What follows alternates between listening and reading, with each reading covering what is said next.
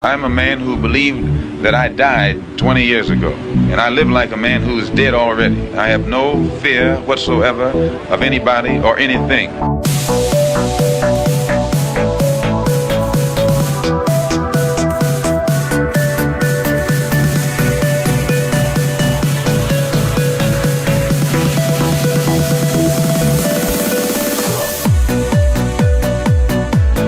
Gary Webb. I am an investigative journalist, and in 1996, I wrote a series of stories entitled Dark Alliance, which was about CIA involvement in drug trafficking.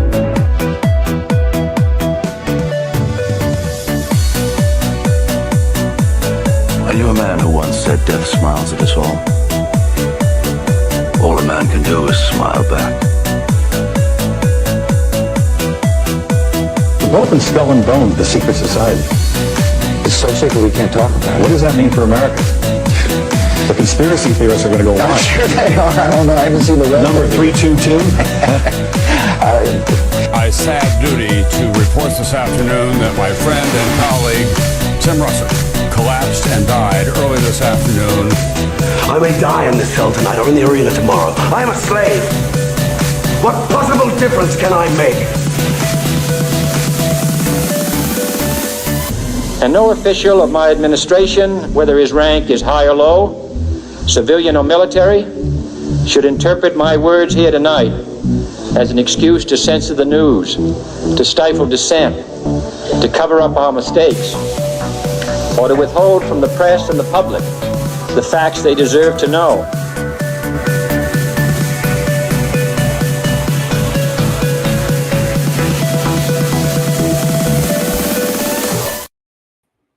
What the fuck is up? Welcome to another Already Dead, your favorite weekly parapolitical conspiracy, whichever word you'd like to, whether you want to button up or button down, I guess, variety show, call in. I don't know if I threw that in the list of adjectives in there, but here we are the day after our last episode. Israel popped off, and we'll get into that. I do want to let you guys know, I'm sorry we're starting on a Wednesday. Tower Gang had to move. Usually I try to warn you guys like a week out when we have to do that. I literally the day after I found out I had to swap it around. So sorry. We'll be back on. We should be presumably back on Tuesday next week. So Tuesday at 9:30. So pop in then. But you're here with me, Jose, and my co-host Austin. What's up, brother? Wild world we're living in, dude. Where to even begin, my friend? Yeah. I mean, my God. What do we have? We have, systematic Israeli anal rape of detainees or war prisoners, I guess. I think we talked about that last week a little bit, didn't we? I don't know if there's more rape news. Yeah, it looks like there is more rape news, it seems, because there was like additional footage of basically an orgy rape on a detainee, which was it's pretty nuts because clearly they instinctually are defending it on mainstream media, on like the CNN of Israel at the time. And they said, this was from Glenn Greenwald posted about this actually, because basically Hotspot had reported that on Twitter that after getting caught raping a Palestinian detainee, Israeli television is making the case that nothing is off the table and that the IDF should act with impunity. I don't give a rat's ass what they do to Hamas, man. That was the quote, right?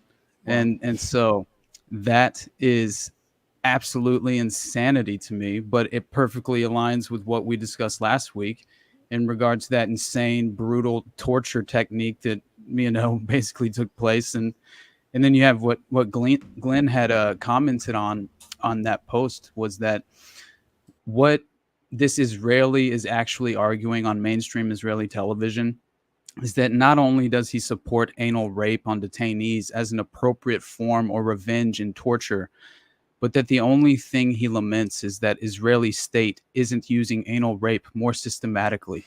I was just like, he's not wrong. That's insane. Yeah, man. I mean, absurd. And then beyond that, we have all these reports of Tampon Tim Waltz being announced as the running mate to what's Kamala. that about? I haven't been paying attention to this guy at all because I just don't care. I don't know like, shit about the reference, but I just see it going viral, and I see how he's chugging horse cum somehow, and I'm not entirely sure what the reference is in regard to, but I do know that he's allegedly the vanguard of the First Amendment because he legitimately said on MSNBC, right? He says there's no guarantee to free speech on misinformation or hate speech, and especially around our democracy. So, you know, you wonder why, like, you just sent in the DMs, right? He gets that journalist basically gets rated. I mean, Ritter. Yeah, there's a lot more to that. Which are you familiar with Scott Ritter or not really? Not very much. No, Yeah. I know of him, but I don't. Yeah, I don't know many details offhand, honestly. Okay, I think he used to be like a UN's weapons inspector or some shit, and I want to say he was like a whistleblower or something along those lines. Like he was one of the early voices against the Iraq stuff, I believe. And he had been busted, I believe, after he kind of like his whistleblowing days. I don't know if he was technically a whistleblower or not, or if he just came out against it.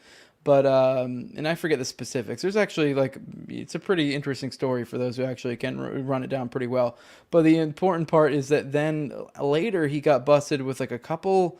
I forget if it was like child porn or if it was like kid. What the fuck? And like I don't. To be clear, I know like because he's like kind of notable, I guess, sort of in the libertarian community. I don't know the truth at all with those claims, but I also know like I do find it suspicious when you have someone who's railing against the state and shit like that happens. So I believe it was like a sting of some sort. I don't know if it was like child. I don't remember the specifics, but it is my point being, it is wild that he now got a search warrant, which I guess maybe we can play if Julian wants to bring up that clip. Either I guess probably the first one. Oh, don't bring up our. Whoa, wait to bring it up and then bring it up. Like you're doxing all your fucking chats. Like find it like on the screen and then bring it up. Okay. But yeah, no. All right.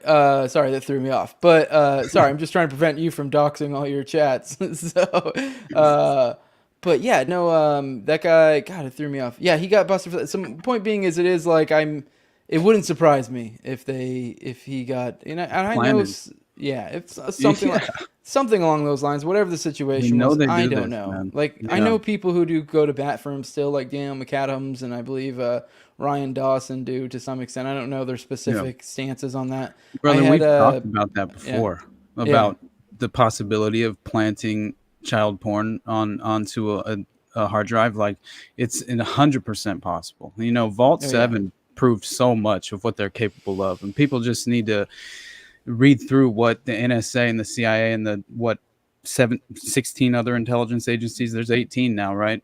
With Space Force, I'm pretty sure. That, and that was the other thing. Yeah. All right, you'll have to enlarge it, not mute it. There you go. Jews, and that these men should be freed. Not only that, let's start it from the beginning. People to the Palestinian prison. And also the key point, real quick, is it does say in that chat that this is just a clip from the day before his house gets raided.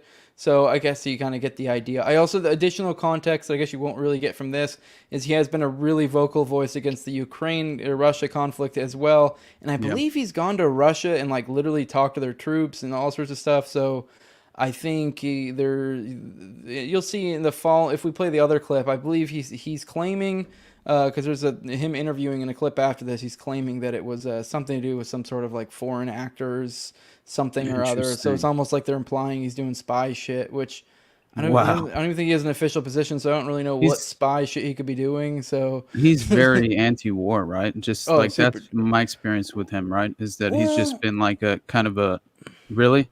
I don't know how to explain his stance. I think it's pretty safe to say anti-war. Okay. I mean, some people quibble when it comes to stances, but generally speaking, yeah. I think he has a unique position on that. But yeah, let's go ahead and play it.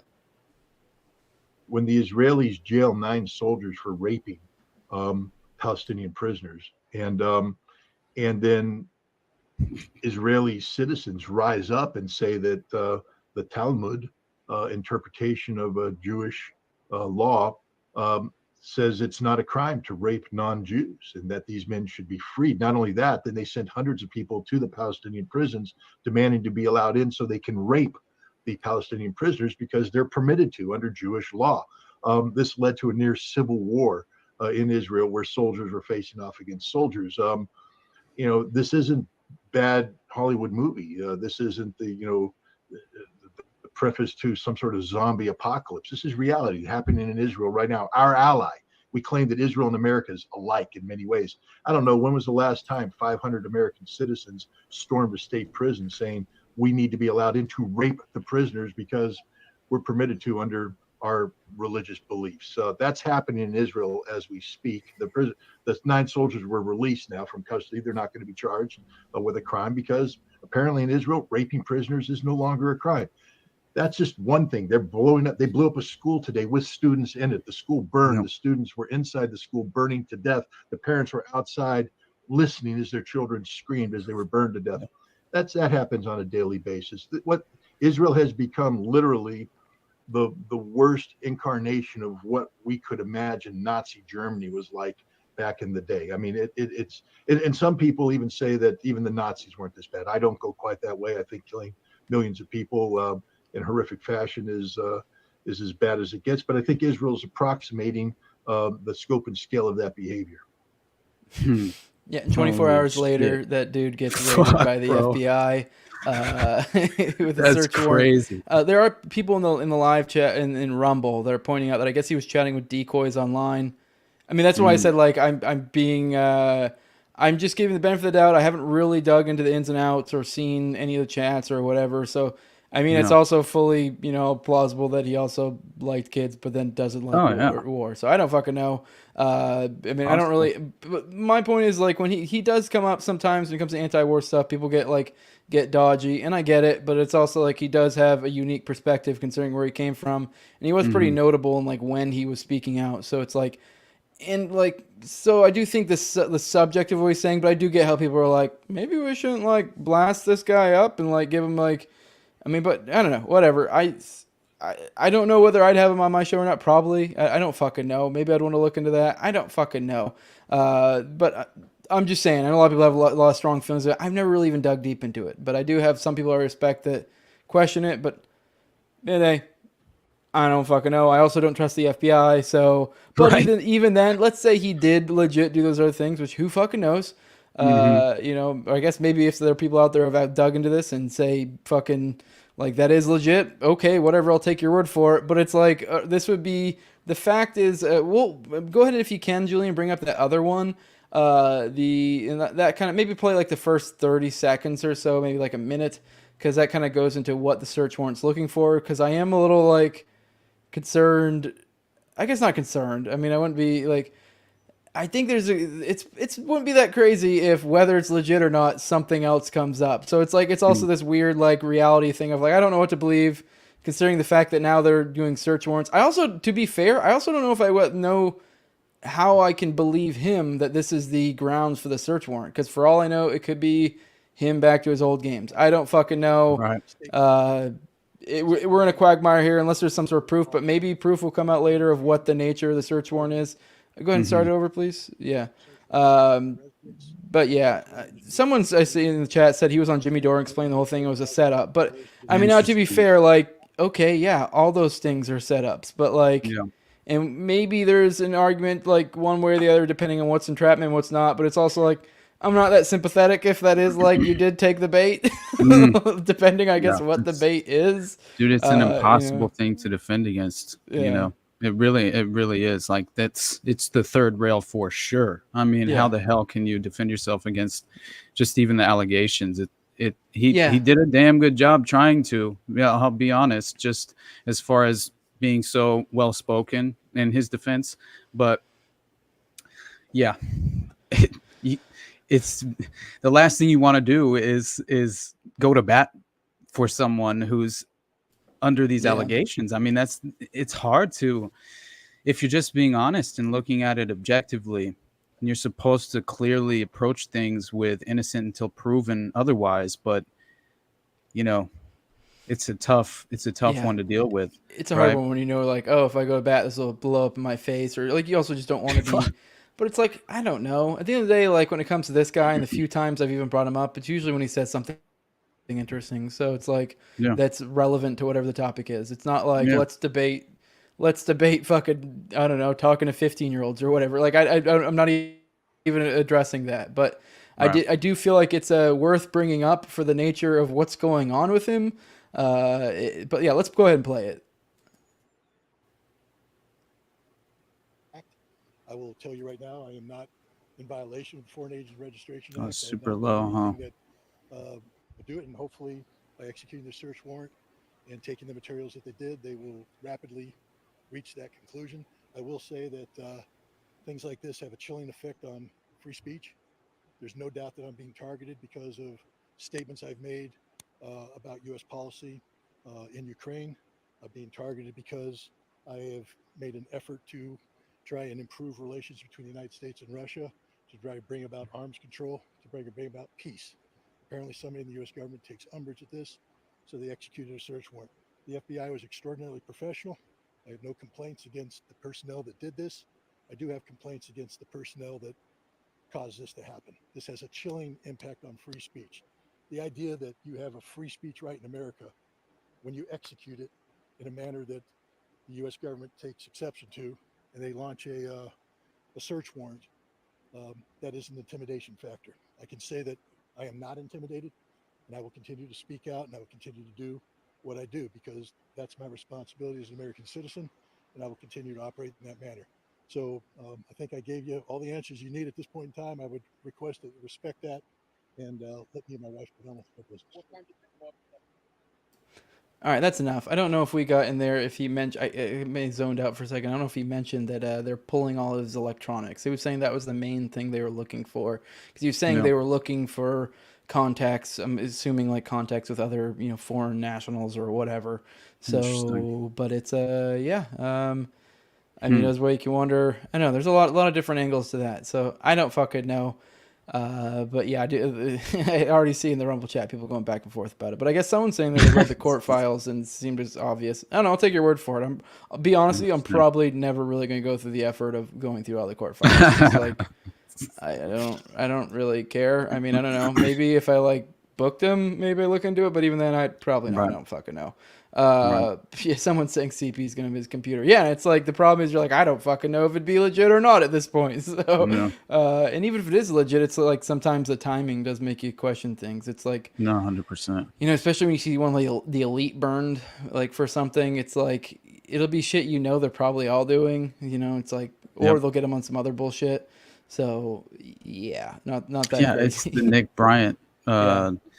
Reference to the blackmail photographer Rusty Nelson, who told him, right, it's like being on a yacht, and it's a beautiful day, and you can have anything you want on that yacht, but the moment you decide you want to get off that yacht, everyone else on the yacht will make sure you drown.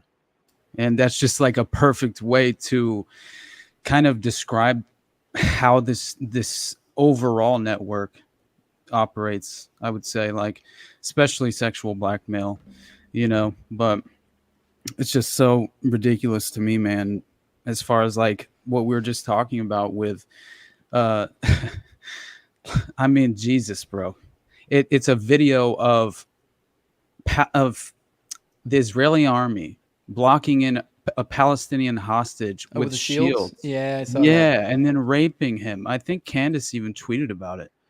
But yeah, it's fucking insane, bro. By the way, she dropped her Ye interview today. I don't know. Oh shit! Yeah, I watched the first 30 minutes, I think, or so. It was pretty boring at that point, to be honest. Nothing came up.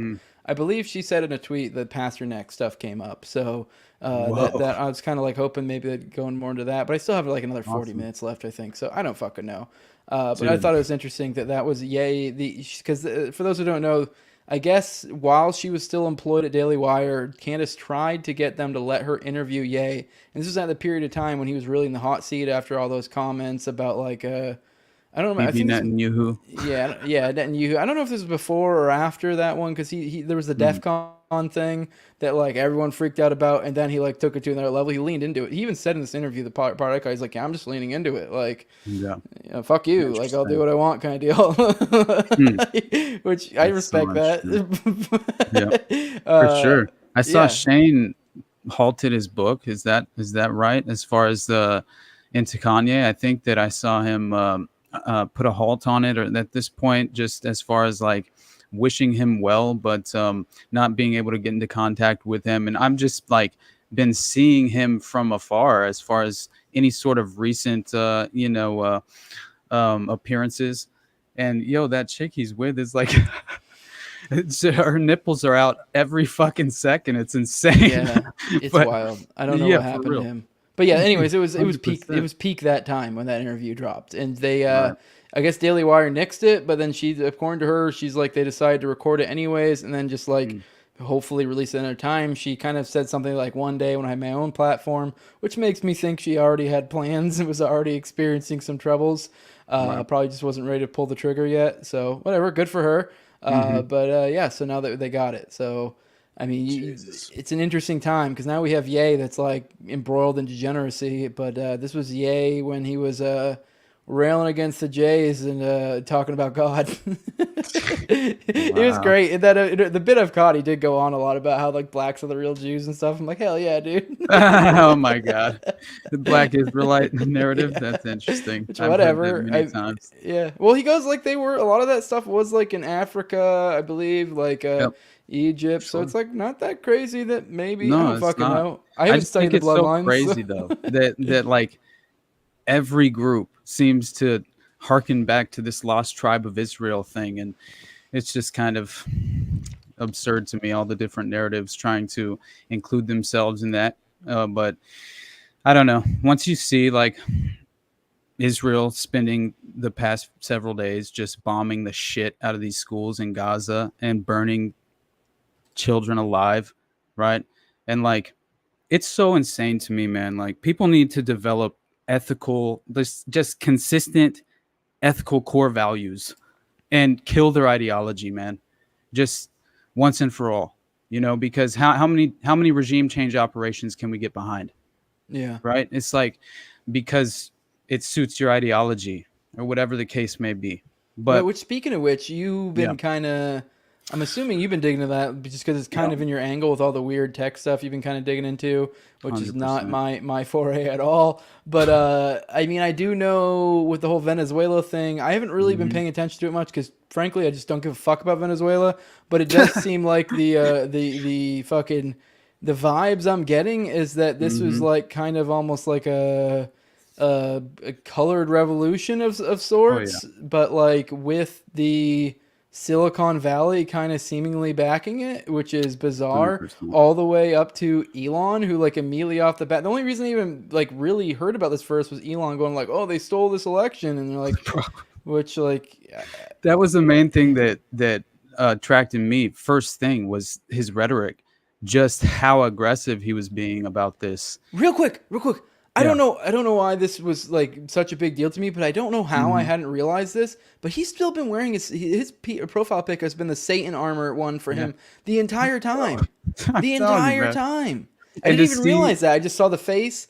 I don't know. I think maybe at one point I noticed it, but just didn't think anything of it. But then like after that, like recently I looked at it and I was just like, oh shit. It's kind of like almost that like, the idea of like making you consent type deal, like even if you don't even notice, it's just kind of like subtle, like, oh, we're throwing it in there in your face, like, oh, for sure. So that's kind of some vampire shit, It is, man, and especially when he mentioned Javier Milei as well, because for me, they all went and bent the knee and kissed that wall. I mean, they just all do it, right? So like, and that's another thing we have to consider because Maduro, I mean. He essentially represents like this left-wing Chavista movement who broke off. I mean here's one incentive. They broke off diplomatic relations with Israel in support of Palestine. That's one clear incentive for a Western-backed coup of any kind. Then more so than that, because it's always in relation to the rare minerals and rare resources like lithium that, for example, there are significant amounts of lithium deposits in Bolivia, which apparently Elon Musk was perfectly behind that coup d'etat as well, and was even championing it on social media at the time, saying we'll coup whoever we want when questioned about it. And that's interesting, especially when, for example, Venezuela happens to have the world's largest oil reserves, along with apparently more than Saudi Arabia. They have more oil than Saudi Arabia, and it's just untapped oil reserves, and for the most part, and underdeveloped, largely, and so you have to consider it's also the continent's largest has the largest gas and gold reserves as well, as far as just the continent in general, which that's saying something. I mean, my God, you're clearly a target. And so, not to mention, like I just kind of alluded to, Elon's personal quest to essentially exploit Venezuela for cheap lithium. So the retarded identitarians armed with this new age religious doctrine of environmentalism can have their gay Teslas. You know what I'm saying? And like, that's honestly a huge part of this. And beyond, you have all these military applications of what this Teal network is doing, and which heavily includes Elon. And that is in regard to Ukraine and in regard to Gaza. I mean, it's not only Starlink and providing military intelligence and, internet to wars in hot war zones and things of that nature. Selective as to who you provide it to as well. You have to keep that in mind. Like, and that goes perfectly in line with like Peter Thiel being involved with Operation Cyber Polygon and, the Israeli simulation involving 10 countries called Collective Strength. Both were held in 2021, both just months apart from each other, right? And they both are trying to stage simulations of what they're going to do. They're pretty much trying to take full control of the global supply chain. Right, yeah. And that's what by Peter the way, this guy put Thiel and Musk greater than Soros and Gates. I don't know, by the numbers, but I do think that's probably the future. There. Yeah, especially if you believe what I do at this point, which is this technocratic fascism, right, lurking in the wings. It's just a matter of time. It's being slowly rolled out as it is. And I think that through this, the matter of convenience being exploited in many ways, because so many people are unaffiliated with these subjects. And so it's like they have no defense mechanism to reject convenience, right? Especially if they have no reason to doubt and be skeptical of some malicious intent. As a subtext here, but I think that when you have things you can point to, like Clearview AI that's funded by Thiel as well, and and Thiel and Musk both used Ukraine as essentially like a positive public relations campaign, for what they were capable of doing, and with these different companies like Clearview AI, which is, guess what? It's a facial recognition technology used for military surveillance applications, which will soon return home in the form of the techno-fascism in the private sector or the domestic landscape of mass surveillance. And so Clearview AI, it's openly using social media platforms to harvest images of your face, all right, that it subsequently stores in some sort of minority report pre-crime database. It's like, what the fuck? And this company also has been labeled as a solution to the immigration crisis. J.D. Vance in the new Trump administration and Trump's pivot, even during his first term, from his campaign promise of the physical wall barrier, to this wall, baby. Yeah, brother. That's what the fuck he's talking about, and they're openly touting this as a solution. And in reality, it's all about biometric IDs, CBDCs, which is probably what, the cyber pandemic will will ultimately, what will happen is it will result in a cashless society of some kind. That is coming as well. I mean, it's all, we're basically already there at this point. Yeah. So with You know? the all the weapons stuff with Ukraine, was that Teal and Musk, or was that just Teal that you can No, recall? Musk with like Starlink. Okay. Because Yeah, I remember at times he would pull Starlink to be like, hey, like, I know there was one time where like he didn't grant them emergency access or something because it was supposed to be like like a essentially aggravating war further, and he was like, no, Right. like you're not entitled to make me do shit, for one, and two, I'm definitely not doing it just for like further war. So he came off looking like he was anti-war there.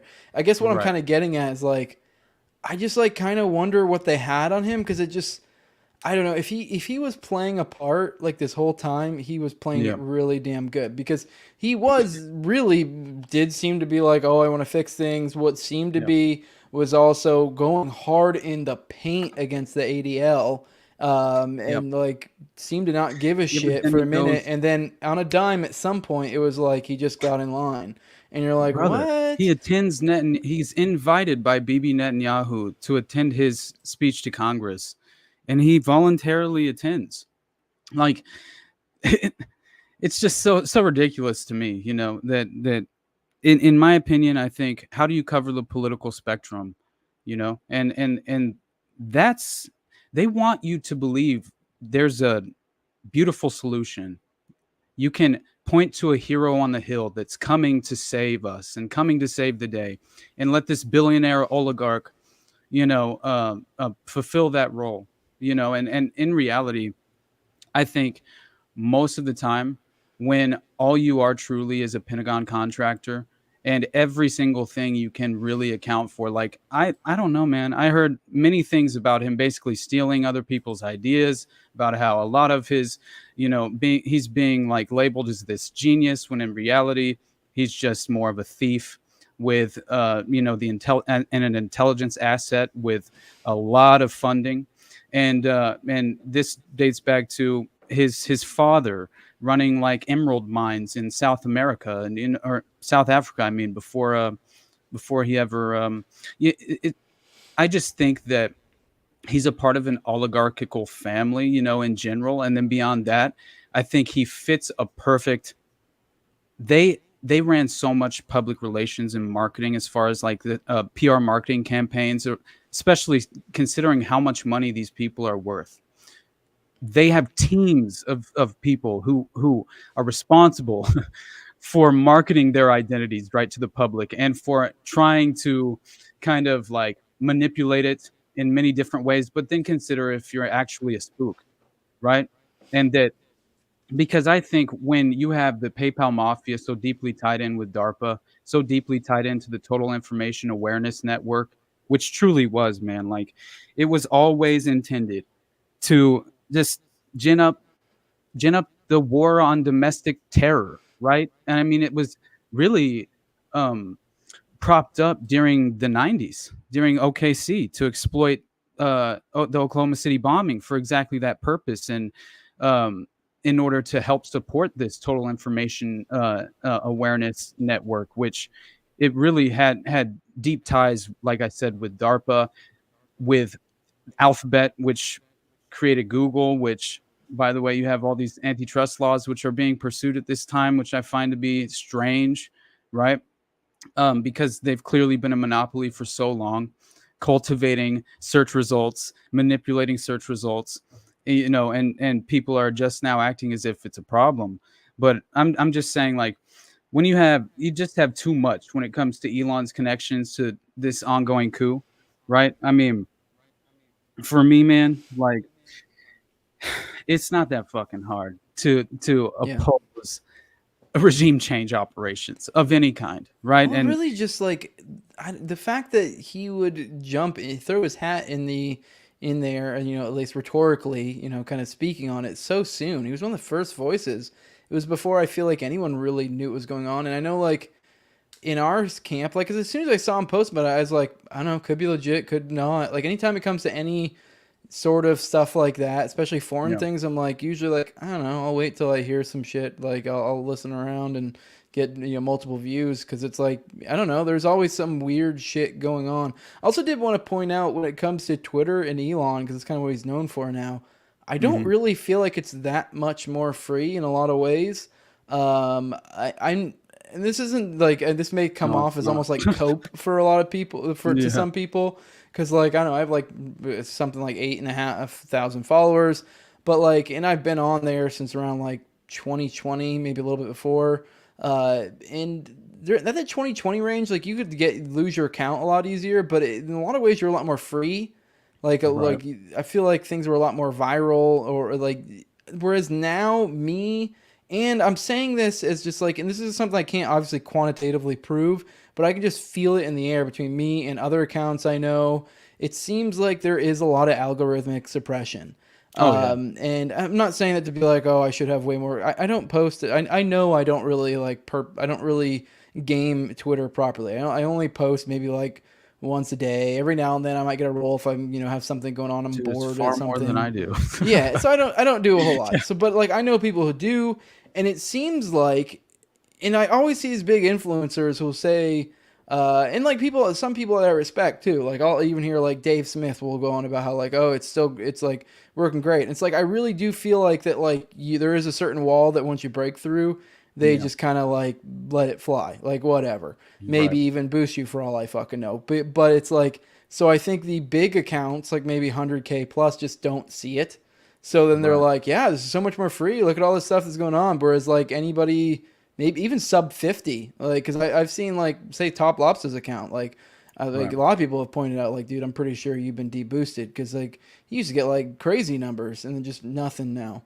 So the funny thing is, though, unless he goes really hard in the juice, but then when he just has like any other serious points or even just joking points, not as much. So it's like almost as if they're even like then incentivizing the more flagrant stuff, so they can kind of play both sides. Anti-Semitism, look. Yeah, exactly. That's probably what it is. Dude. Yeah, but then they flag this person. Then when it's like not like stuff like that, talking about other serious issues, especially if it's not as inflammatory, that one's not going to do as well. Like, so, which to some extent there is like a natural boost effect that just happens with people when you are posting inflammatory stuff, just because people draws them in. But when you've been doing this long enough and you've done it enough, not to say I'm like some like Twitter vet or some shit, like, but I've been around. I've had some few big posts and stuff, but you can just feel it in the air and you're like, I can just tell. There are times 100%. Too when you just tell, like, oh, the fucking it's like Scientology, the higher ups don't see the abuse. That's kind of exactly, I think, what's happening on Twitter. Like brother. So if you break through maybe 50K, then okay, maybe you'll be in the clear. But it's like anyone, which 50K is a fucking pretty goddamn big account. So like, so that's not, I don't know. It just is. Anyways, but I wanted to. Like, this is a hard segue.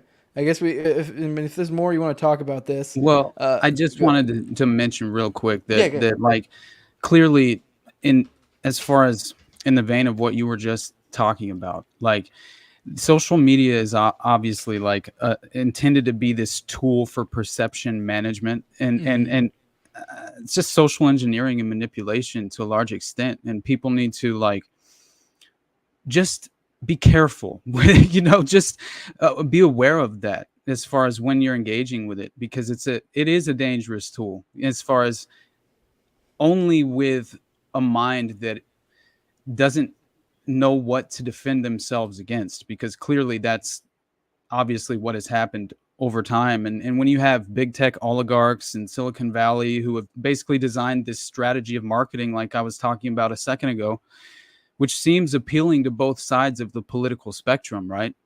And so members of the cult have convinced themselves that if their party controls the system, then essentially it can be used for the greater good, right? And I honestly think that that's what's going on, and it's the flawed perspective of the statist. They can't break free from the ideological prison that they are voluntarily conscripting themselves into, and so for myself, man, people get very upset because just as far as when you're attempting to be consistent, I don't know if that's you or me, but I know, right? when my ultimate priority usually lies within remaining true to my core values of anti-war, I oppose this state in all forms.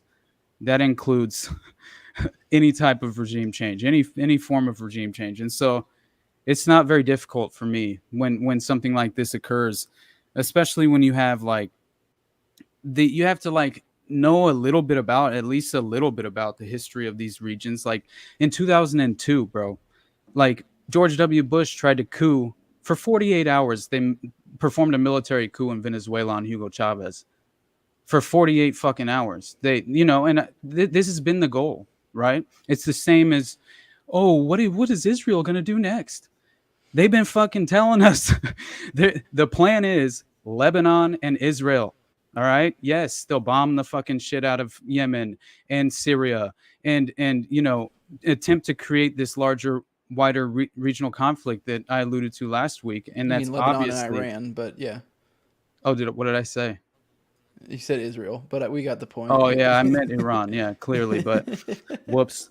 But no, I'm just saying, it's fucking insane, and especially when you can point to, brother, 2023 quote from Trump on the campaign trail. All right, he's at a rally and he says, "How about we're buying oil from Venezuela?" When I left office, Venezuela was ready to collapse. We would have taken it all. We would have gotten all that oil, right? So it's like when I mentioned that earlier, it's not hard to realize what's at play here, and so especially when as recent as 2019 they tried to coup, they tried to use Guaido or whatever in a Western coup attempt, and Trump placed severe economic sanctions in 2019 on Venezuela in an effort to help cause a revolt. That was the one where he blatantly was just like, yeah, it's for the oil. Yeah, no, he straight up said it, dude. Yeah. But yeah, the main goal, and John Bolton even fucking said this, was out loud. He just said this, that the goal was to make them suffer, basically, was to make the people suffer, and so it's not hard to see, and especially when you've read Confessions of an Economic Hitman, like I have, and you've realized the game and the playbook that they utilize with their different operatives that are, yes, they utilize, like I said, either they'll straight up out of whole cloth create a terrorist organization like Al Qaeda and ISIS, and then act like it's some naturally forming group. When all the while we know for a fact it was CIA funded and backed and created and armed and trained and everything. So yeah, and Maduro, what happens now as a result of all of this? He recently announced that Venezuela is ready to grant oil and gas extraction rights to BRICS countries, right? So, okay, of course, when Russia's kicked out of SWIFT, everything's just perfectly aligning for a fucking World War III type scenario, honestly. And to me, the only reason that would even be necessary is to usher in the techno-fascist totalitarian state. That's the goal. We only briefly touched on too. I mentioned it really quickly, but I think we got a little sidetracked. The day after last week's show, Israel bombed the number 1 in Hamas, the number 2 in Hezbollah, and some other big guy. I forget, but 3 assassinations, bro. Yeah, and they were like, "What's up?" And then they were immediately like, they were all like, "We're not trying to escalate." That was the weird talking point that was going around because Iran clearly a symbol. Yeah, and Iran immediately, cries out as it strikes you. It's fucking crazy, dude. One of the guys was I forget which. I don't know if people are alluding to the Hamas guy or if it was one of the other guys. It was essentially the guy that you would need to, work with to get your hostages, which is the whole thing of we need to get our hostages. So it's you're this idea that they're going to just destroy Hamas is just fucking retarded. That's just not how this game works. It's the same idea of when we went to Afghanistan, we're going to take out the Taliban. Okay, sure, we will. How's the Taliban doing? They still exist. Exactly, man. Same with Al Qaeda. Maybe you can make the case you cripple them, but that has been like their line, like, oh, we have to eliminate Hamas. You're like, well, that's not how that works. Like Right. you're feeding into the problem. What are we looking at here? Exactly, man. Yeah. So, and when you realize, like, in the vein of these regime change operations, like it always seems to be, exploiting some natural resource. Like I was saying, there's many different layers to it. But what I think is important is that it all falls under that same Agenda 21, Agenda 2030 umbrella of sustainable development goals, which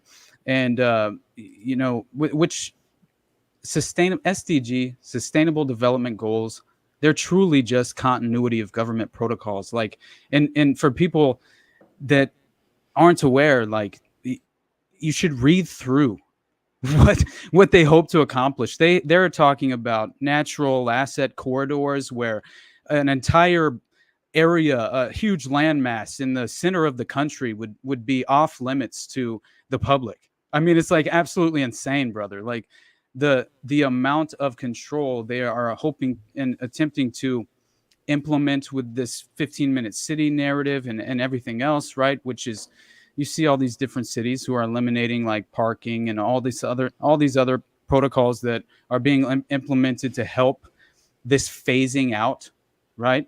No matter how long it takes, they're going to phase out really just accessible transportation for the most part to the vast majority of the public. And I think that's maybe a couple generations away. I don't know. It's probably not as far off as we think, though, right? To go back to Israel, though, it's just wild. Like, it's gonna right now. They were, last I saw, I mean, Iran's still like, we're gonna get you, because they're promising to hit them back somehow. Along this whole time too, we've been posturing like, hey bitch, like if you do it, like the U.S. is like, we're gonna protect Israel. And then also I saw a couple little articles here or there that apparently there's already talks of Israel, like since Iran has announced that they're talking about preemptive strikes. So it's like, which is just insane, because it's like you did it already. Right. Like, you think the movie would back off, like, for real. And we'll fucking do it again if you don't fucking like oh, geez, exactly I don't know. What It's just ridiculous. Just double down. Especially when you target someone who is a diplomatic guest watching the coronation of the newly elected. I mean, that's essentially what was happening, and they couldn't even protect him in their own capital city. And I mean, that alone is like, what are you going to fucking do? You know, like that. I mean, honestly, that's what that is. And then beyond that, you have the US. They're currently advising citizens to get out of Lebanon right now because, I mean, preparing for whatever may come is the quote, but it is, quote, in no prediction about future events. And so Deputy National Security Advisor Jonathan Feiner says this, but I just think that it's interesting, especially on, the heels of 4,000 additional troops deployed to the Middle East directly after these assassinations take place, directly after you have Netanyahu address Congress and get, whoever Biden is, get his word on blindly defending this action in the Middle East. And then on top of all of that, dude, you have the face of this revolution and the opposition candidate in as far as in Venezuela, and that is Maria Corina Machado, right? Who she's basically been, she's pretty much propping up this puppet who's the opposition candidate, and she's essentially been given, she's kind of the West's asset for regime change at this moment. And I find it very interesting that she sent a letter in 2018 to the prime minister or the president of Argentina and the prime minister of Israel, Benjamin Netanyahu. All right. And she sends this letter requesting regime change in 2018. And she's saying, we will be Israel's greatest ally and then request regime change. And that alone, go read that fucking letter because it's mind-boggling, especially when you see Elon Musk saying Venezuela's desperate, they deserve change, support Maria Corina Machado, and fresh off of attending his personal buddy Netanyahu's address to Congress. And so I'm under no illusion that Elon Musk is some hero. I think in more ways than one, he's an intelligence asset. He's on the forefront of ushering in this new totalitarian system, structured system. And all he is doing is providing the opposite end of the spectrum of viable, right, what they believe to be, right, some sort of, at least he's defending free speech on Twitter, right, which we just, kind of addressed as being a complete total fabrication because, it's better, but like, what does that even really mean? It gives us a place to go hang out in an echo chamber for the most part and yell, yell at the sky, I mean, like, what are we honestly doing? So I don't know. I just don't see anyone who doesn't actually like fall into kind of the, I don't know, the lack of political ideology that I tend to have, right? Which is where I don't really fall into any real category as far as a card carrying member of anything. I think, like I said, ethical core values are very important, to outline for yourself. But yeah, I'm never going to be attempting to prop up a false prophet and a false hero. And that's what Elon Musk is to me. He's clearly attempting to implement regime change in Venezuela for his own personal gain, if not, and that's like best case scenario, right? If he's not actually an intelligence asset, well, then fine. He's just a huge dick who wants cheap lithium. It's like, which way do you want it? But in reality, it clearly seems like he's not opposed to regime change. Yeah. And that's I think something worth noticing and recognizing, right? Well, all right. I think we're going to go transition over to the call-in portion of the show, but I do want to take a moment to remind you guys that today's episode is brought to you by Nado Shave Co. If you're tired of that razor burn irritation and grown hairs caused by those multi-blade cartridges, and these are your guys. Big Shave's been siping the American people for decades with their expensive multi-blade razor scam. Go back to the traditional shave. You don't need that expensive nonsense. It's high quality stuff. You can shave like your granddad used to, whether it's shaving your entire face or just edging up your beard. The single blades provide a barber grade shave for a fraction of the price. The standard issue is $75 for the entire year. That includes 100 stainless steel blades and the traditional safety razor. Now it says a year, but I'm pretty sure you can make that last longer. I know I sure as shit have so far. But if you do shave on the regular, you may want to consider signing up for the Quarter Shave Club. It's about 25 cents per replacement blade. He's also got shave lathers and soaps, which I realize I've been saying for the past month that I'm waiting for. I never sent him my address. I'm a fucking retard. So it'll be coming here soon. I should have it here soon. I've been just raw dogging it with just water and razors till then. So I don't know. I'll try it out. I'll let you guys know how it is. But keep in mind, this is a COVID mandate refusing company. That's how this company was born, out of refusing the COVID mandate. Old Nadeau was a member of the military and got booted for it. He came on my show to talk about it a while back. You can go check that out. But yeah, use Jose for 10% off your entire order at NWJshaveco.com. All right, let's get into the calling portion. Also interacting with your chats. We got 941-281-5857 if you want to call in. But I guess to start off, just what the fuck? I didn't type that. That's weird. I'm confused. Or maybe, I bet you that was probably Julian. All right, that just threw me off seeing my shit in there. I'm like, I didn't do that. I forgot. Anyways, I did want to start off. Recently, I think we talked about last week. This book, Eye of the Chickenhawk. Yeah. I've been just fucking tearing through it because it's like a perfect little size. Because it's kind of like easy to bring around, read on the go. I'm very much an on the go guy, so like I'll just kind of when I have time, sit down and read it, here and there. This is why I usually don't go through books too quickly physically, because most of them are bigger than that. But this is it's a dark read, as we mentioned last week. But I found one of the people that's in our intro edit that was made by at the Thin Line 123.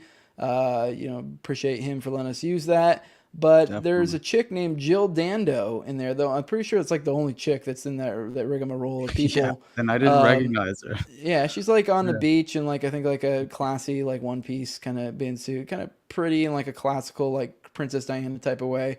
I came across her in that book, and I didn't realize it, but like as it caught my eye, and there was this reporter or journalist or whatever you want to call her that got capped in the head.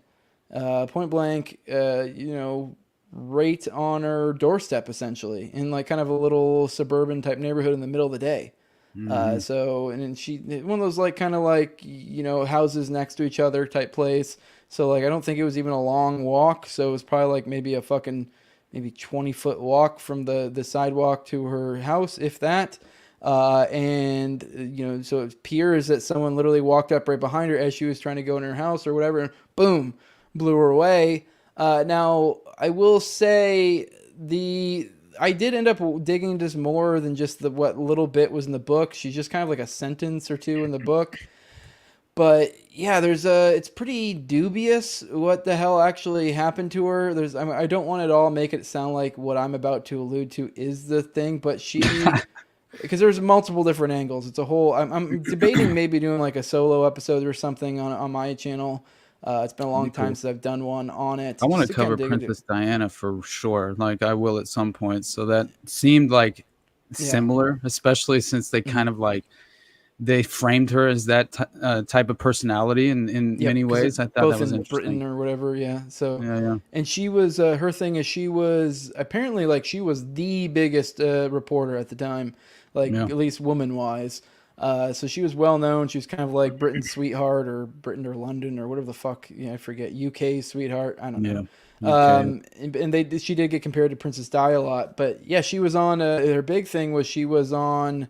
Crime Watch was the name of it, and they would report on crimes and ask for suggestions from the audience. And according to, there was a 2014 article where they obviously didn't release the source, but there was a source that worked with her that claimed that she was trying to push up at the time a pedophile ring, like I think kind of like child porn pedophile ring. She was trying to get them to look into it, but they wouldn't let her. And the key thing here, she worked for the BBC, and this was a BBC ring.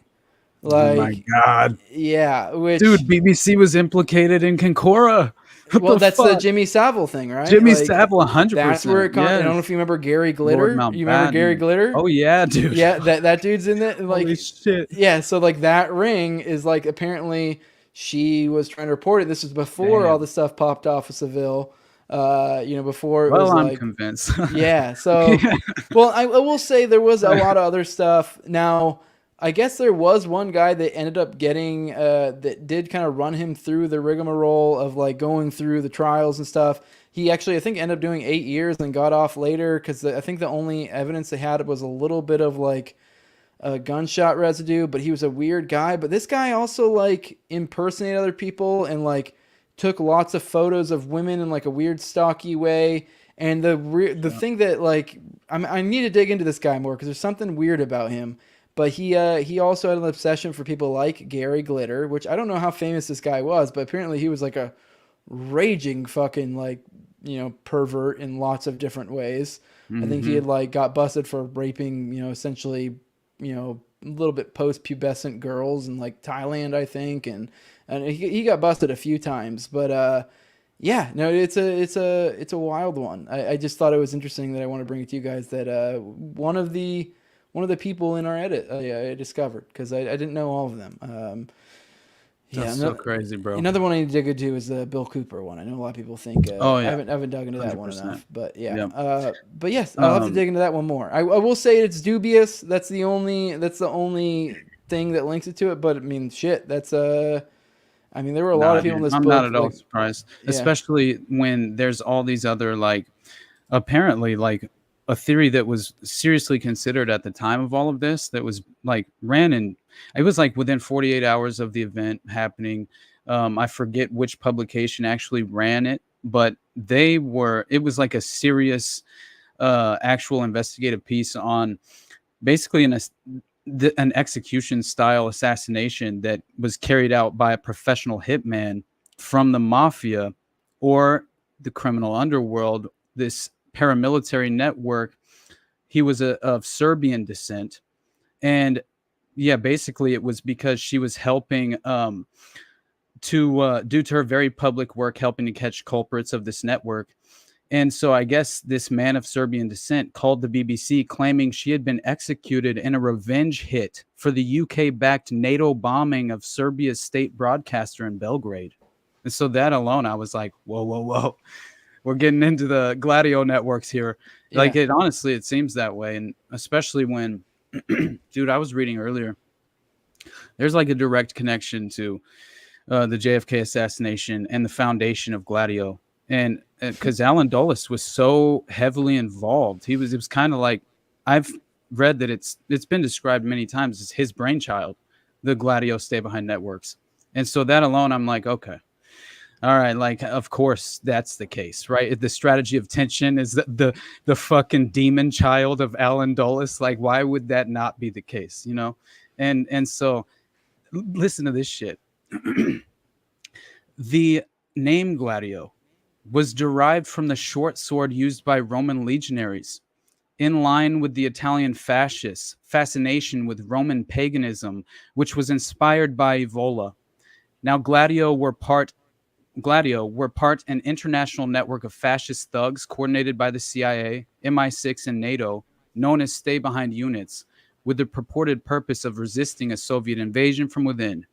Now, instead, they were mainly employed in carrying out violent acts of terrorism, which were falsely blamed on communist groups to undermine the influence of communism in various parts of Europe. But we all know that was just largely an excuse in many ways, and especially when the code name for the NATO stay-behind units in Europe being Operation Gladio, sometimes called Super NATO, apparently.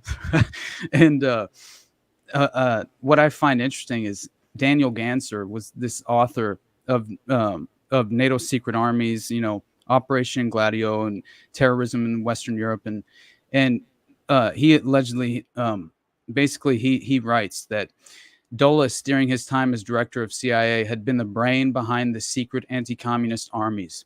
When the Gladio secret armies were discovered across Western Europe in 1990, an unnamed former NATO intelligence official explained that though the stay-behind operation was officially started only in 1952, the whole exercise had been in existence for a long time. In fact, ever since it was born in the head of Alan Dulles.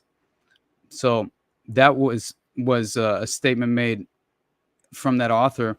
And so basically it was this umbrella operation that was codified under a clandestine coordinating committee of the Supreme Headquarters Allied Powers of Europe. And it was the acronym SHAPE, and was the military arm of NATO and operated by the secret services and initially funded by the CIA. And in addition to the CIA, they also operated under the patronage of MI6 and the Mafia, and consisted of numerous ex-Nazis and other neo-fascist terrorists. And according to U.S. journalist Arthur Rousey, a secret clause exists in the North Atlantic Treaty requiring candidate countries before joining NATO to establish clandestine citizen cadres controlled by the country's respective security services, standing ready to eliminate communist cells during any national emergency. It just gets so fucking nuts, man, because they tie it all the way into basically this group that's largely considered to have financed the JFK assassination. And that alone is so fucking insane to me, because when you get into that, then you realize that apparently among the OAS, the board of directors, which, dude, the OAS is the organization Army Secret. It's like fucking French, right?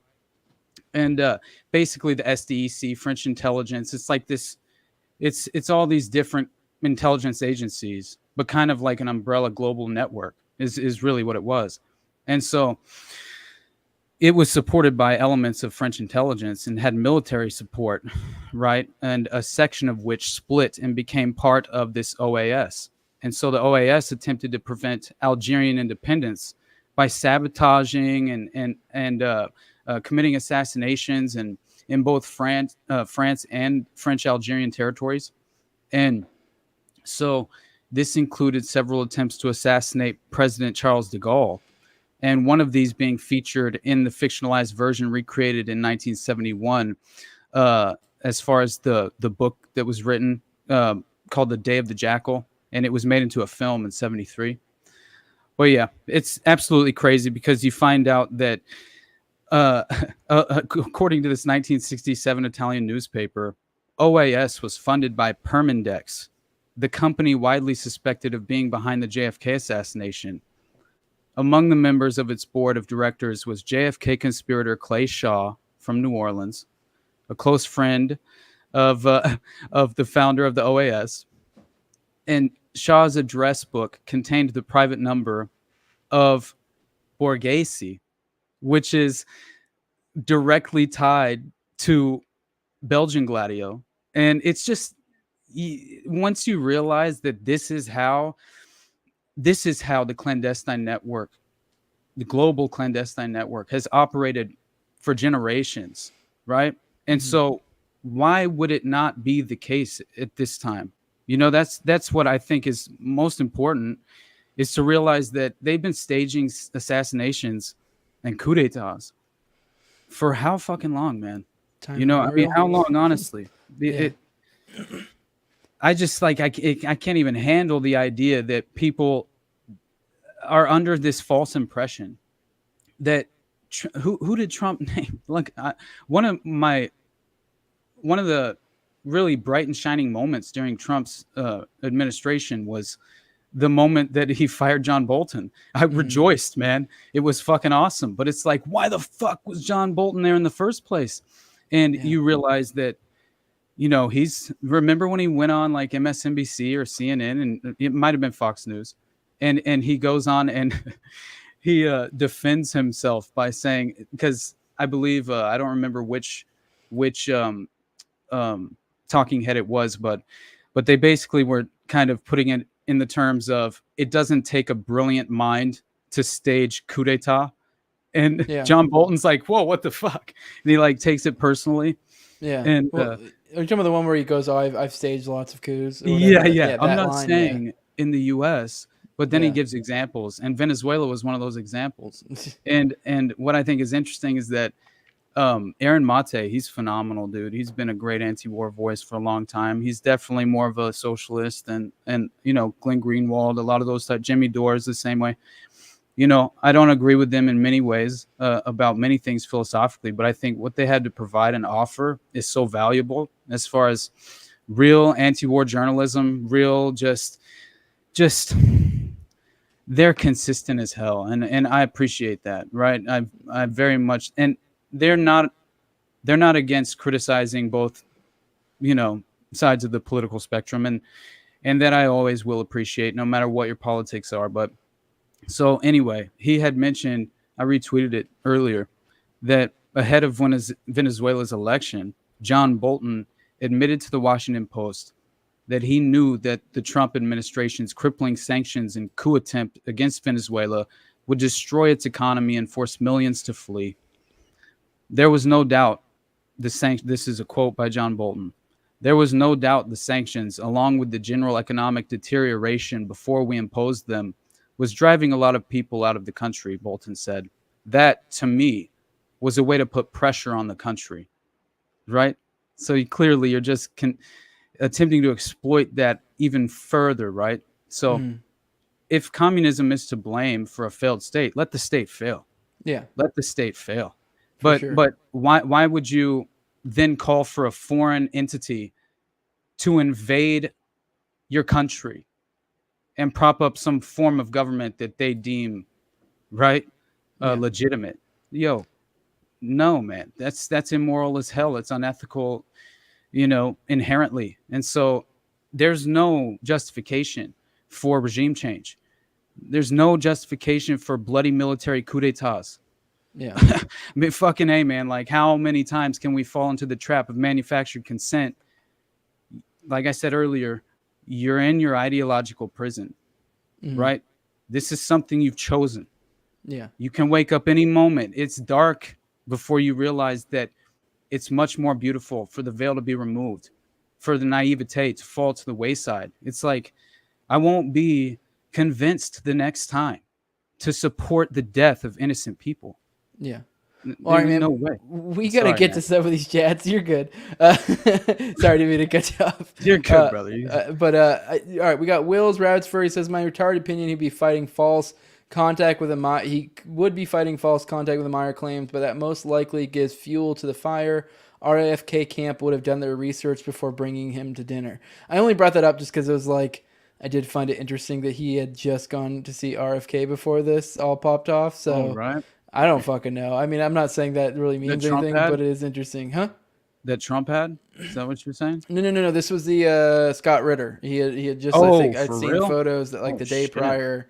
Well, maybe like 2 days prior. So it was like, because I think I think it might have been like 2 days prior that he was, he was talking to fucking, he's talking to RFK. So I don't know. Do with that what you will. I don't know if it may not mean anything at all. That's interesting. I got old Pistolero in before Iran's unprovoked attack. Yeah, that's kind of what they're trying to make it seem like. See that which dude is the that got wild. We're arrested? even getting to the point where we're firing in Iran. It's like, what the fuck? There has been so many like flagrant acts of war by Israel during all of this, through like just so many of their fucking neighbors that just like somehow just kind of managed to not turn into something crazy. Yeah. Yeah. All right. Sorry. I'm just going through these. Go ahead. Oh, no, you're good, man. I just think that, which, by the way, I will say that I fucking loved, I loved your episode with Ken the other day about the Trump assassination. I just thought it was very interesting to hear like that, the Pennsylvania head of the Pennsylvania State Police that he had mentioned that had said that the local policeman who had basically emerged on, shown his face to Crooks on the roof, and then Crooks had like aimed at him, and then he like had to duck down or whatever. And what was it like?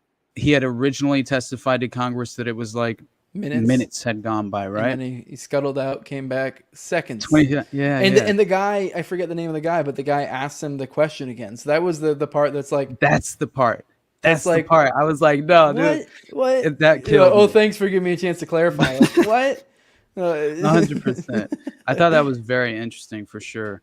I also thought that the no ladder aspect of it was interesting, because the original reports were saying that he had bought that ladder from Home Depot and then fucking walked and all this other stuff.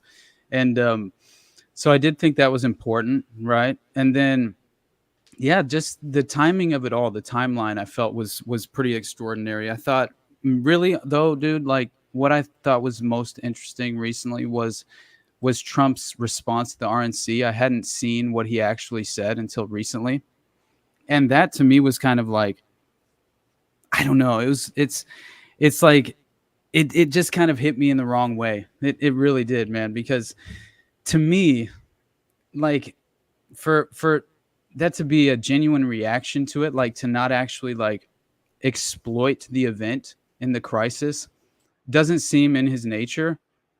But also what I found to be so ridiculous was what he said specifically, which was that so many people have asked me what happened. Tell us what happened, please. And therefore, I'll tell you exactly what happened. And you'll never hear it from me a second time, because it's actually too painful to tell. Trump told the crowd gathered for the final day of the Republican National Convention. And I was just like, yeah, why would you only tell that one time? Like, you'd think we'd want to hear that again. Dude, exactly. And beyond the fact that, why wouldn't you use it and utilize it to your political advantage in a fucking campaign, running for president. To be fair, from that position, that is kind of almost a strong way, and because that's going to happen, but he doesn't have to do it. He gets to come off as like People the big are man already of doing like, it for him. Yeah. I'm not going to play that card. So that's kind of smart. I mean, you already know what you got in the bag there. By the way, we have Sleazy here. First time here. I'm a schizo. Welcome. You're among friends. I will say, I just said you're among friends, but he said, hell yeah, Bill Cooper's the man. And then this guy, getting to my point, wasn't Bill Cooper a Fed that went rogue? That's kind of my read on it. I will say I am not super inundated in Cooper lore. The extent of my knowledge is probably a little bit here and there that I've heard from other schizo friends.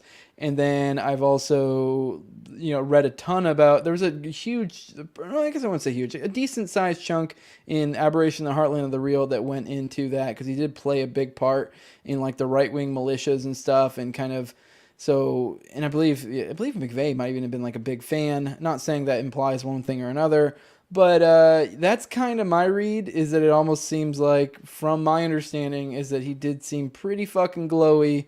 And then it almost seems like maybe later in life he's like, I'm a real boy, and then the fuck you are, right? For real, yeah. Dude. Which to get to that point, Juan brings up again, kind of seems like the Cooper, Maxwell, Springmeier. I'll be honest, I don't know those last two guys. Were there to attract people to the 90s militia movements. Hopefully that's wrong, because I spent way too much time reading their stuff in my youth. Yeah, it does seem like if they were, at least Cooper, if he was some sort of plan, it was to kind of like, direct them a certain way. I don't know, make them seem, I don't know. I don't know what the specific angle is, but I don't really know much about that. That's one I might have to dig into more, but it doesn't leave a good taste in my mouth. I've never really been impressed. I'll take it back. I've listened to a couple of his call-in shows, and he's pretty, he's good like at that. I can see the appeal. I see why people liked him. He was kind of like mainly because I think he was accurate on certain predictions, and he was for sure a great resource on certain threads. But beyond that, it's like, I don't know. You can only kind of utilize certain sources, which you can find the credibility within the certain threads. You know what I mean? And I don't know, like certain sources aren't entirely reliable at all times and even to the extent to where, you can truly feel like you can trust them. I don't think that you should ever fully, trust the source. I don't know. It's at least be skeptical at all times. And I think you better know them personally if you're making that judgment is all. And I think that there are things you can kind of prove out as credible for yourself, but that's only the time you should feel confident, at least overconfident like that, in my opinion. So yeah, I don't know, man. Like, I think the thing that was the biggest for me, from what I recall, is the biggest part, and I'd have to go back and look at Aberration to kind of get the specifics on this, but I vaguely recall some of his alien lore that he like kind of spouted as being like legit seems to be just distortions of what was very clearly disinfo. Fed UFO disinfo, which, because that was probably one of my favorite parts of that book, is like where she went into the lore of kind of how the feds have infiltrated the UFO movement, UFO which psyop. Which is nuts. Like that, totally like they've legit. I can't remember. There was like one dude, they literally just basically drove him crazy. Like did all sorts of like hoaxes to fucking make him think they were aliens and just like nuts. Oh, shit. Bob Lazar. Yeah, was that who she was talking about? I don't think, because he seems to fit that profile. As far as you remember, he went on fucking Rogan, and then he had like a documentary that was pretty viral at the time on Netflix, I think. And it was about his time at S4, that Area 51, like that property. It's like built inside of the mountain, like covertly, and it's he supposedly operated on these on basically reverse engineering these spacecraft, that he was like, it was so like highly compartmentalized, like it sounded like a very plausible narrative, right? Almost too plausible. Yeah. It really did. And many theories suggest that he was basically shown things because they kind of saw different characteristics and different things that were within his nature, as well as his personal life was kind of in shambles. He was getting a divorce. There was all these different factors involved, but I think that he was primed for manipulation of that kind as well, where like he was eager to believe it. And anytime you're eager to believe something, it's going to be and I do believe that Bob Lazar was, at the very least, he was used as some sort of psychological operation to provide credibility to the Disclosure Project and all the black budget operation. Honestly, it's more providing credibility to Project Bluebeam and things of that nature. You know how I feel about the Disclosure Project and what's that jackass that hangs out the Clintons and damn it, he went on. Fuck, I can't. He's the one who runs the Disclosure Project and goes out with those celebrities and like makes them pay a shitload of money to allegedly contact ETs. But anyway, he's a piece of shit, and he's clearly involved with the intelligence agencies, and I think his entire story. I think he's also tied in with the Rothschilds, which I found interesting. Surprise. Yeah, no. By the way, the Nicholas Lee saying, ask Ryder Lee from Raised by Giants. He's an encyclopedia for Fed UFO infiltration. Yeah, I'd be interested to have him on. Stephen Greer, that's his name. Yeah.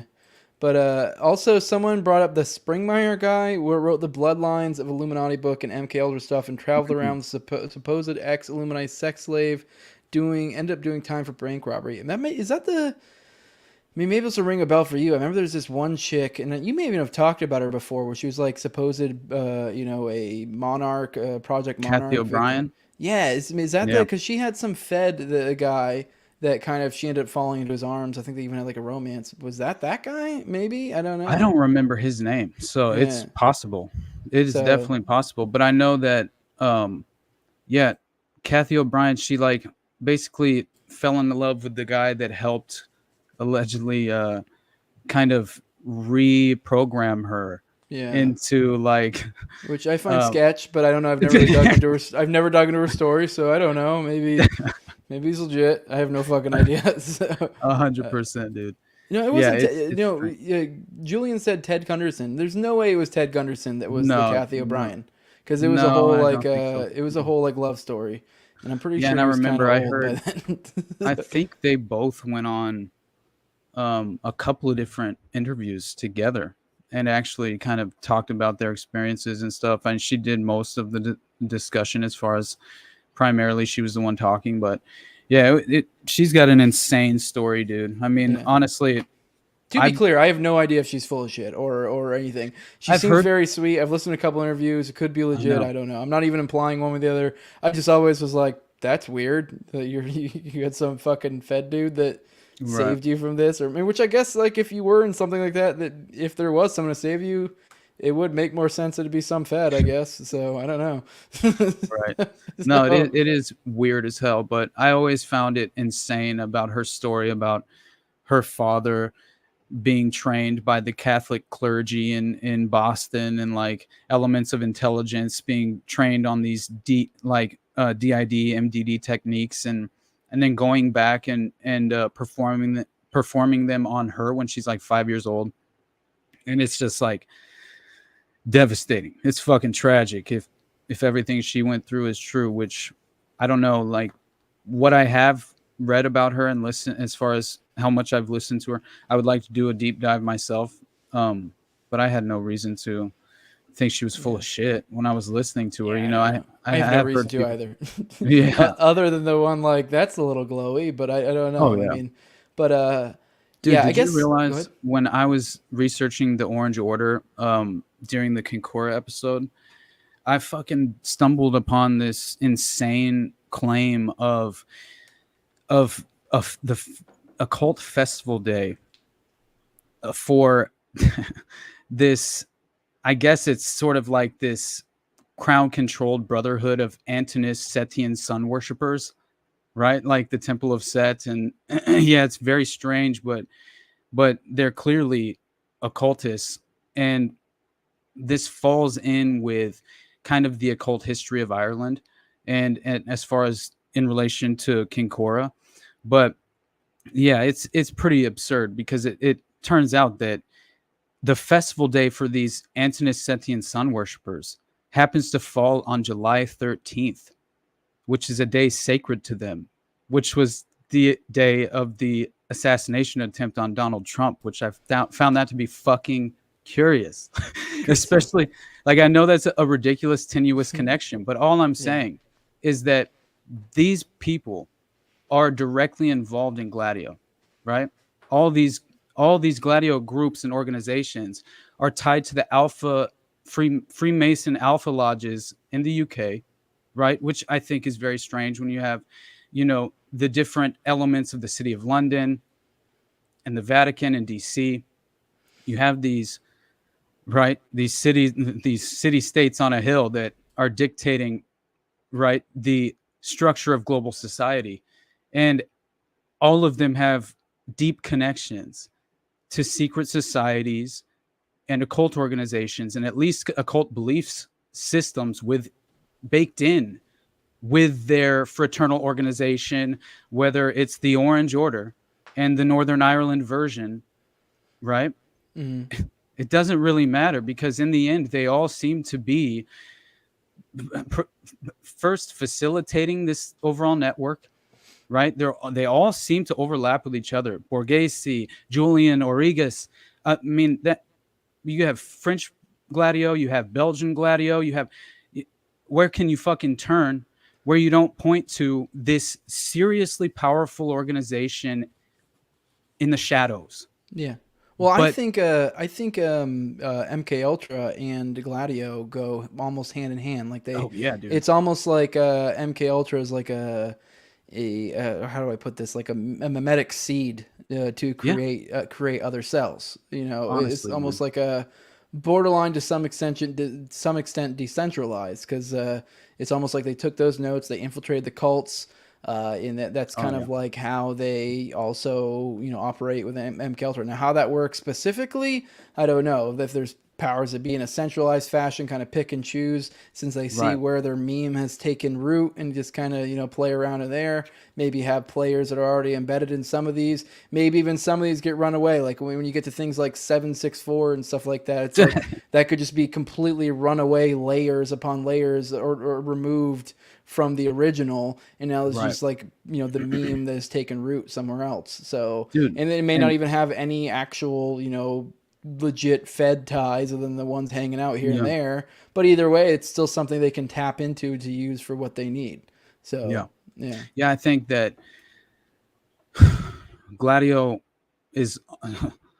It seems like some like all pervasive fucking network, dude. That clandestinely operating in the shadows since post World War II, and it really is insane how many of these Luciferian societies and occult organizations that are tied in with the foundation of NATO and the foundation of basically the modernized structured form of society in general since post World War II.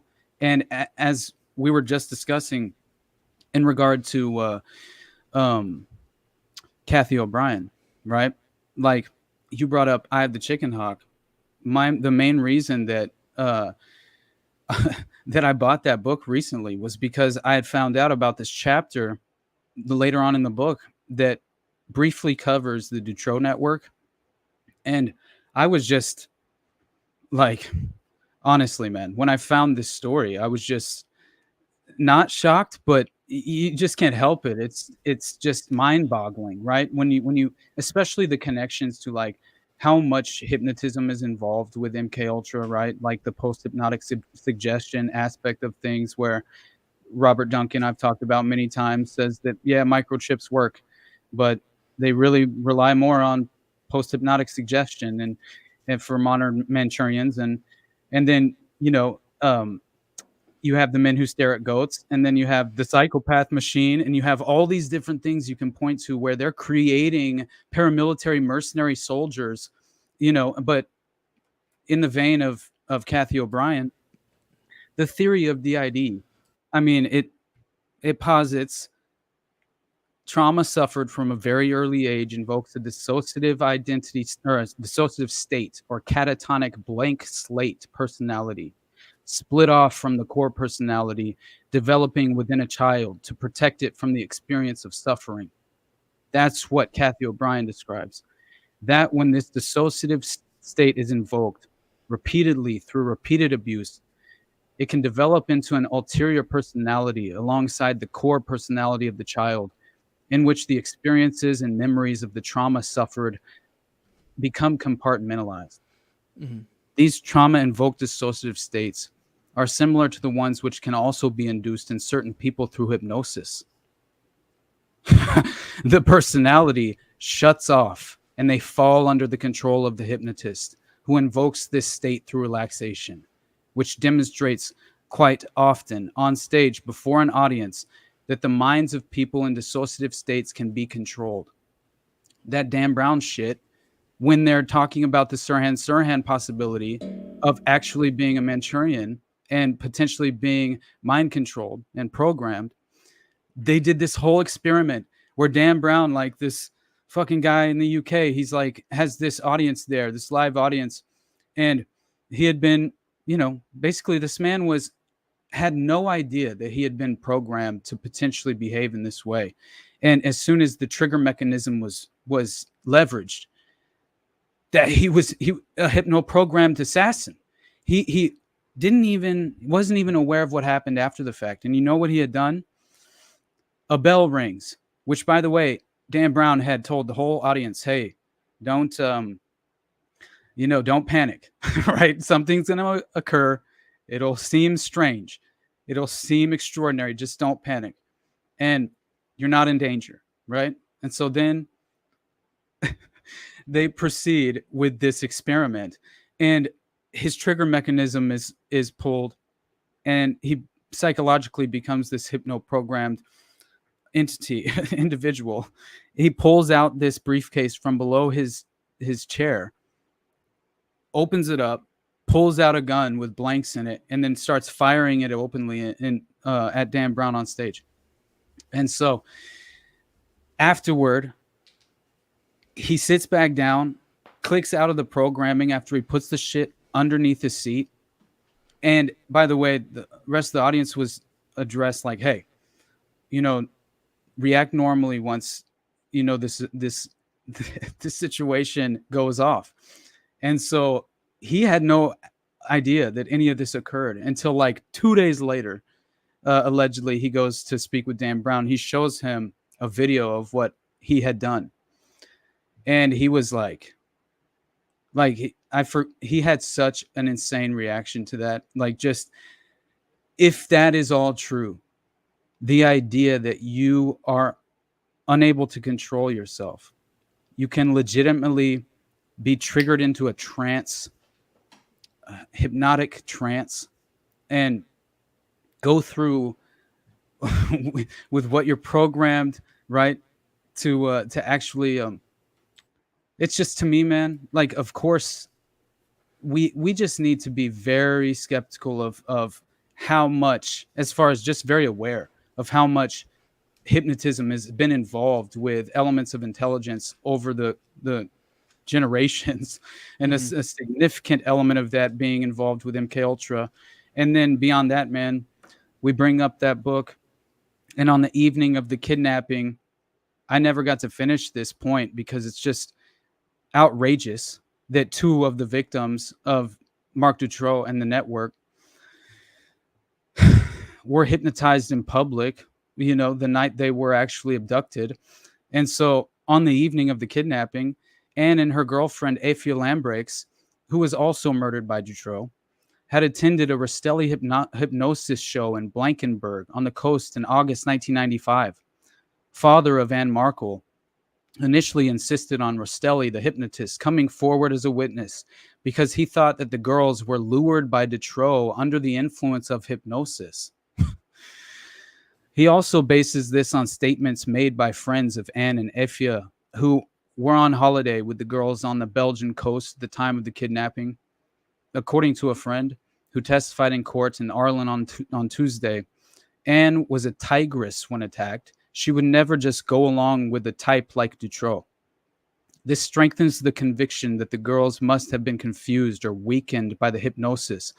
Rastelli had put the two girls under hypnosis, and both were on stage in Blankenberg for almost 2 hours. The similarly hypnotized friends say it took them hours to fully recover from the hypnosis. Rastelli, no witness at Dutroux's trial, right? April 6, 2004. This performance was recorded on video, all right? And described in a Dutch magazine article critical of Rosti Rastelli's techniques. Effia shrinks and remains lying on stage. Anne runs away screaming and has to be brought back by an assistant. He speaks to her a little later and in his lingering, compelling voice, "You are going to feel everything I do with this doll in your body." Rastelli smiles his sadistic smile. He hammers the head of the rag doll with a hammer. He puts a stick between the buttocks and kisses the cloth lips. Anne puts two hands in front of her face and screams something unintelligible. Nobody laughs. He lets Anne sleep for the rest of the show. He tells Effia that she must seduce him. Giggling, she asks Rastelli, "Are you coming to the beach?" Nice and romantic. Now the audience is laughing. After the show, the security video camera records how Anne and Effia wander around the casino in a daze. Anne eats from an imaginary lemon. Eve rubs her eyes. Effia's Eve.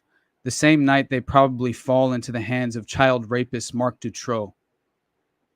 What Rastelli is doing is simply irresponsible, says the John Vanderlinden of the Association for Autogenic Training and Hypnotherapy. His methods always run the risk of resurfacing past trauma and people who have been hypnotized going home emotionally confused. According to psychologist Piet Vroon, it is not yet really clear what happens in the brain during hypnosis. One says it's pure role play, with the hypnotized playing along. Others believe it goes further. Vroon believes that hypnotists should at least study their professional literature carefully. Hypnosis as entertainment is playing with fire. It's just not clear what kind of fire is being played with. Now, the X dossier states Dutroux hypnotized a girl he raped in 1994, and an item marked hypnosis equipment was seized from the house where he kept Anne Marshall and Effia Lambrechts for 2 weeks prior to their murder, raping them chained up, naked in a room. When Sabine Dardenne and Letitia Dalehez were rescued from the basement of this house, they had been conditioned to believe Dutroux was their protector. The Belgian investigating judge who ordered Marc Dutroux's arrest in August 96 described yesterday how two young girls hid from their rescuers and embraced their torturer when they were freed, when Dutroux escorted police to the specially built cellar where Sabine and Letitia were held. They didn't want to come out and tried to hide from their rescuers, Conrad said, the judge who was actually eliminated from the fucking trial, right? And so was the prosecutor, because they were actually trying to call forward real, victim witnesses. And dude, the fix was in, brother. It's like it's could not be more obvious, And real quick, sorry, I got a chat in here. You put the code in there, so I prioritized you. That's one of the perks of my Patreon. For you guys ever covered the book, The Eye, the Chickenhawk, it'd be interesting to do an episode on it. Now, so I'm talking about it right now, bro. Yeah, we're talking about it right now. But I would say to do an actual Eye of the Chickenhawk episode or multiple episodes would be far too expansive. The only way I can really see that working personally is if I had, say, the author, which the guy's anonymous. So if, say, somehow, that dude did get a hold of me and, he wanted to talk about it and do an episode or something. But otherwise, it's great research that would be, used for other episodes. Like I'm kind of talked about with the Jill Dando, it came up in there, and I probably would take that angle. Just to kind of talk, to be able to, go deeper on that stuff. But yeah, other than that, I don't know if you have any thoughts on would you want to cover it? Because I don't know. It's way too expansive to really do it goes through like multiple pedophile rings. So it's like, I don't know how you could really do a cohesive episode on that without it being like 4 hours long. Yeah, I really think it's just a book that's rich with threads to pull on for individual episodes. For like I almost want to take like all my buddies who research different things, be like, read this. You'll probably find something within your things that you cover that's in there. 100%, man. And one last thing for the night, because I got to get out of here. It said, I don't know if most people believe programming a person is impossible or that intel agencies just wouldn't do it, but they're dead wrong on both counts. I think that's probably a good place to end it. Let them know where they can find you at, and we'll get out of here, bud. Sounds good, buddy. All right. You can find my work basically anywhere at the Underclass Podcast. Subscribe to the YouTube for sure. Definitely support me on Patreon or Buzzsprout. It's at the Underclass Podcast for both of those as well. And then Instagram at the Underclass Podcast, Twitter at Underclass Pod. Yeah, that's about it, brother. Hell yeah. Definitely go check out Great Build, our dope producer. Sure, go check out his podcast. It's got a lot of good stuff. But if you guys want to check me out, it's No Way Jose. You can find the YouTube, all major podcasters, Rumble as well. If you want to support me, patreon.com/No Way Jose 2020. That's how you can come on and be a talking head on the screen or get early content. But yeah, I do give a shout out to my sponsors every episode. That's the highest level. It's my co-host Toad of Tower Gang, at Tower Gang Toad, at Abrogate D's, at ZOVERACK, at _Infinite Zeal, Jacob Daniel of the Biblical Anarchy Podcast, follow him at Biblical Anarchy, the homie Tim Tuttle at John Klebold, then also Will Bell of this, that has this delicious rabbit eye blueberry wine. Highly recommend it. It is delicious. But that's it. I do want to apologize to my patrons. Only one episode for you guys this week. I got a lot of stuff going on. School's starting back up and stuff like that. So Oh, by the way, on the chat preference code, I see you chatting there. Yes, you just type it in like that if you want to. Yeah, so that's all you gotta do.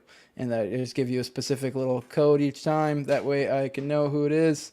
That it's one of you guys. But yeah, that's it. But with that, guys, we are out of here. Bye bye.